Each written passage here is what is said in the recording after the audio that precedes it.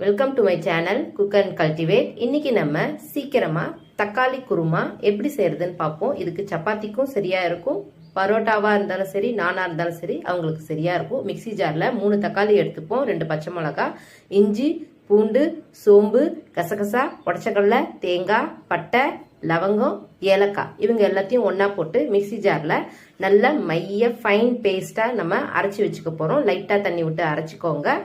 தேங்காய் பத்தையா இருக்கக்கூடாது, நல்லா மைய அரைச்சி வச்சுக்கோங்க. இப்போ ஒரு குக்கரை எடுத்துக்க போறோம். நம்ம குக்கர்ல தான் செய்ய போறோம். அதனால ஒரு குக்கர்ல கொஞ்சமா எண்ணெய் விட்டுட்டு கொஞ்சமா சோம்பு தாளிப்பு போட்டுட்டு 2 வெங்காயத்தை நல்லா பொடியா நறுக்கி அவங்கள நல்லா வதக்கி வச்சுக்கிறோம்.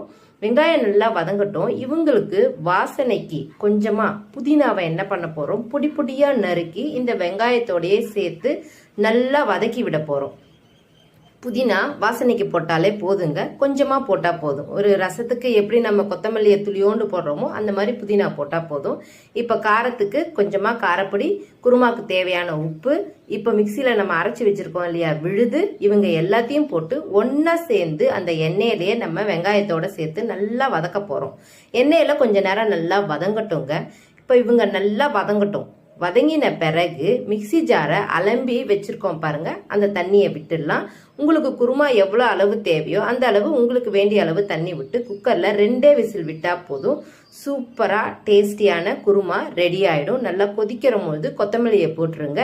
போட்டு இறக்குனீங்கன்னா திக்கான குருமா ரெடி ஆயிடும். அதுவும் நம்ம வீட்டில் செய்யற பரோட்டாவா இருந்தாலும் சரி, நானா இருந்தாலும் சாஃப்டா இருக்கும் இல்லைங்களா, அதுக்கு இந்த குருமா செம ஆப்டா இருக்கும். கண்டிப்பா எல்லாரும் ட்ரை பண்ணி பாருங்க.